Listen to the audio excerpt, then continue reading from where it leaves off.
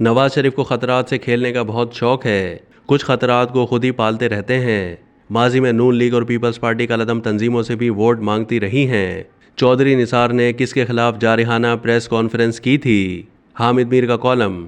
Senior सहाफ़ी और column निगार हामिद मीर 19 दिसंबर 2016 को रोज़नामा जंग में शाया होने वाले अपने कॉलम में उस वक्त के वज़ीर दाखिला चौधरी निसार की हंगामा खैज प्रेस कॉन्फ्रेंस पर तज्ज़िया पेश करते हुए लिखते हैं कि वज़ीर आज़म नवाज शरीफ को ख़तरात से खेलने का बहुत शौक़ है। इस शौक़ की तकमील के लिए वो कुछ ख़तरात को बड़े एहतमाम के साथ खुद ही पालते रहते हैं।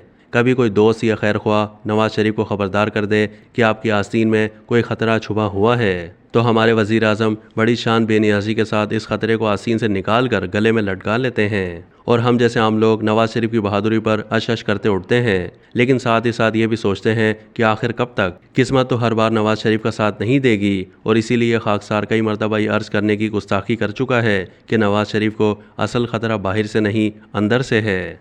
17 दिसंबर की शाम वज़ीर दाखिला चौधरी निसार अली खान ऐसे ही एक अंदरूनी ख़तरे को पूरी दुनिया के सामने ले आए। वज़ीर दाखिला ने सानहा कोयटा के बारे में, सुप्रीम कोर्ट के कायम करदा जुडिशल कमीशन के बारे में जो लबो लहजा इख्तियार किया वो सिर्फ़ एक वज़ीर की ज़ाती राय नहीं थी, बल्कि चौधरी साहब की जारहाना प्रेस कॉन्फ्रेंस को पूरी हुकूमत की राय समझा जाएगा। वज़ीर दाखिला को जुडिशल कमीशन की रिपोर्ट से इख्तिलाफ का पूरा हक हासिल है, लेकिन इस प्रेस कॉन्फ्रेंस में वो अपने मनसब का नहीं बल्कि अपनी ज़ात का दिफा करते रहे। उन्होंने आला अदलिया को मकाम तज़हीक करार दे डाला और कुछ मामलात में गलत बयानी भी की। गलत बयानी के जिक्र से पहले ये एतराफ़ करना ज़रूरी है कि पीपल्स पार्टी की तरफ से इस्तीफ़े के मुतालबे पर चौधरी साहब का रद्द-ए-अमल हकीकत के बहुत करीब है। पीपल्स पार्टी के रहनुमा डॉक्टर आसिम हुसैन के खिलाफ मुकदमा चौधरी साहब ने नहीं बल्कि किसी और ने बनाया और चौधरी साहब का ये कहना बिल्कुल ठीक है कि डॉक्टर आसिम के खिलाफ मुकदमा जिन्होंने बनाया पीपल्स पार्टी उनके खिलाफ बोलने की जुर्रत करे। ये भी दुरुस्त है कि पीपल्स पार्टी को जिन कलअदम तंजीमों की क़यादत के साथ चौधरी निसार अली खान की मुलाकातों पर एतराज़ है, माजी में पीपल्स पार्टी उन्हीं कलअदम तंजीमों की क़यादत से मुलाकातें करती रही और उनसे वोट भी लेती रही। मौलाना आज़म तारिक ने अपनी किताब मेरा जुर्म क्या है इसमें शहीद मोहतरमा बेनज़ीर भुट्टो और आसिफ अली जरदारी के साथ अपनी मुलाकातों की तफसील लिखी है। वो लिखते हैं कि नवंबर 1993 में सदारती इलेक्शन का मरहला आया तो नवाज शरीफ ने अपने उम्मीदवार वसीम सज्जाद के लिए और आसिफ अली जरदारी ने अपने उम्मीदवार फ़ारूक लगारी के लिए उनसे वोट मांगे। इस मौके पर पीपल्स पार्टी और मुत्तहिदा दीनी महाज में एक तहरीरी मुआहदा हुआ जिस पर मौलाना आज़म तारिक, मौलाना समीउल हक और मौलाना शहीद अहमद ने दीनी महाज की तरफ से, जबकि फ़ारूक लगारी, आसिफ जरदारी और आफ्ताब शेरपाओ ने पीपल्स पार्टी की तरफ से दस्तखत किए। इस मुआहदे के ज़ामिन वज़ीर आला पंजाब मंजूर वट्टू थे जो जुनिजो लीग में शामिल थे और आज़म तारिक की जमात पीपल्स पार्टी के हमरा पंजाब की हुकूमत का हिस्सा बन गई। तहम सरदस्त हमारा मसला पीपल्स पार्टी का माजी नहीं बल्कि चौधरी निसार अली खान की तरफ से सानहा कोयटा पर जुडिशल कमीशन की रिपोर्ट को मुस्तरद करना है, जिसका मतलब यह है कि नवाज शरीफ के कुछ साथी एक दफ़ा फिर उन्हें अदलिया के साथ महाजराई की तरफ धकेल रहे हैं। हामिद मीर ने इस पुराने कॉलम में मौजूदा chief justice of Pakistan justice Qazi Faez Isa के बारे में लिखा कि मुझे सबसे ज़्यादा अफसोस इस बात का है कि चौधरी निसार अली खान ने एक ऐसे जज की तैनाती रिपोर्ट को यकतरफा करार दिया जिसकी दयानत किसी भी शक व शुबे से बालातर है। जस्टिस काजी फ़ाइज़ कई साल तक सुप्रीम कोर्ट के एक कामयाब वकील थे। वो वकालत के ज़रिए ज़्यादा पैसे कमा सकते थे, लेकिन उन्होंने जज बनकर मजलूमों को इंसाफ देने का फ़ैसला किया। उनके वालिद काजी ईसा भी एक नामवर वकील थे। उन्होंने बलूचिस्तान में ऑल इंडिया मुस्लिम लीग बनाई। वो मुस्लिम लीग की वर्किंग कमेटी में बलूचिस्तान के नुमाइंदे थे और 23 मार्च 1940 की करारदाद पाकिस्तान मंजूर करने वालों में शामिल थे। काजी फ़ाइज़ ईसा ने बलूचिस्तान हाई कोर्ट के चीफ जस्टिस की हैसियत से सूबे में अदलिया को नीचे से ऊपर तक असर मुनज़्ज़म किया। मैं ज़ाती तौर पर जानता हूँ कि सुप्रीम कोर्ट के कुछ नामवर वकला काजी फ़ाइज़ ईसा को सख्त नापसंद करते हैं क्योंकि काजी साहब किसी मुकदमे की समाअत के दौरान बड़े से बड़े वकील का लिहाज नहीं करते और बड़े सख्त सवालात करते हैं, लेकिन ये वकला भी काजी फ़ाइज़ की दयानत पर शक नहीं करते। चौधरी निसार अली खान ने काजी फ़ाइज़ की रिपोर्ट को एक तरफा करार देते हुए उसे अपनी इज्जत का मसला बना दिया और उन 70 अफराद को भूल गए जो सानहा कोयटा का निशाना बने।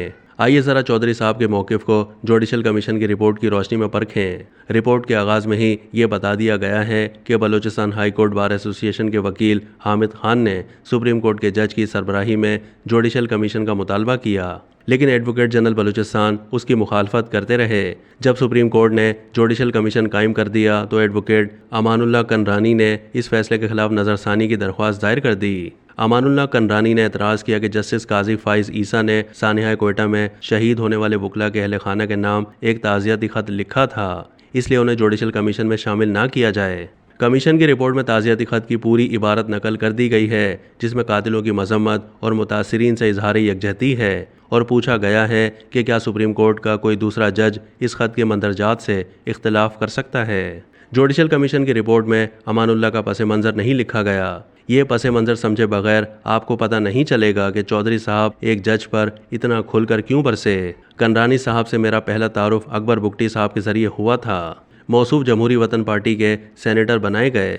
नवाब साहब के दुनिया से गुजर जाने के बाद कनरानी साहब जस्टिस इफ्तिखार चौधरी के खिलाफ रेफरेंस में मुशर्रफ हुकूमत के वकील बन गए। पीपल्स पार्टी के दौर में बलूचिस्तान के एडवोकेट जनरल मुकर्रर हुए। सानिया कोयटा में खुद भी मामूली ज़ख्मी हुए और जुडिशल कमीशन की तश्कील का मुतालबा करने वालों में शामिल थे। जब कमीशन बन गया तो सूबाई हुकूमत ने कनरानी साहब को एडवोकेट जनरल बनाकर मुशर्रफ और पीपल्स पार्टी के दौर की याद ताज़ा कर दी। चौधरी निसार अली का यह कहना बिल्कुल गलत है कि जुडिशल कमीशन की रिपोर्ट यकतरफा है और उनका मौक़िफ़ नहीं सुना गया। कमीशन की रिपोर्ट में नेक्टा वफाकी वज़ीर दाखिला का मौक़िफ़ तफसील के साथ मौजूद है। वज़ीर दाखिला ने कमीशन के सवालात के तहरीरी जवाबात दिए। कमीशन ने इन जवाबात पर अदम इत्मीनान का इजहार किया। वज़ीर दाखिला ने मैंडेट से तजावुज़ का इल्ज़ाम भी लगाया है। शायद तजावुज़ रिपोर्ट का वो हिस्सा है जहां जस्टिस फाइज ने दहशत गर्दों के बयानिए को मुस्तरद करते हुए कुरानी आयत का हवाला देकर एक जवाबी बयानिया लिख दिया है। जस्टिस काजी फाइज ने सिर्फ 56 दिन में सानिया कोयटा के बारे में बड़ी मेहनत और जुर्रत के साथ एक ऐसी दस्तावेज़ तैयार की है जिसे उर्दू में तर्जुमा करके अवामुन्नास तक पहुँचाने की ज़रूरत है। इसमें सूबाई हुकूमत और कुछ वफाकी इदारों की खामियों की निशानदही ज़रूर की गई है, लेकिन इस रिपोर्ट में दहशत गर्दी के मुकाबले के लिए एक नज़रियाती रास्ता तजवीज़ किया गया है जो किसी भी सूरत में मैंडेट से तजावुज़ नहीं है। वज़ीर दाखिला ने अपने इख्तलाफ के हक़ को जिस जहाना तमकना से इस्तेमाल किया है वो रऊनत के ज़ुमरे में आती है, लेकिन ये रऊनत एक ईमानदार जज की कलंदराना शान में मज़ीद इजाफ़ा करेगी। वज़ीर आज़म से गुजारिश है कि वो ईमानदार जजों से महाजराई करने के बजाय कमीशन की रिपोर्ट को गौर से पढ़ें और जिन गलतियों और खामियों की निशानदही की गई है उनका दिफा करने के बजाय उन खामियों को दूर करके पाकिस्तान को महफूज बनाएं। इस रिपोर्ट की तश्कील पर जस्टिस काजी फाइज ईसा मुबारकबाद और शुक्रिया के मुस्तहिक हैं। अब तक के लिए इतना ही। मज़ीद मालूमात के लिए डेली जंग के यूट्यूब चैनल को सब्सक्राइब कीजिए।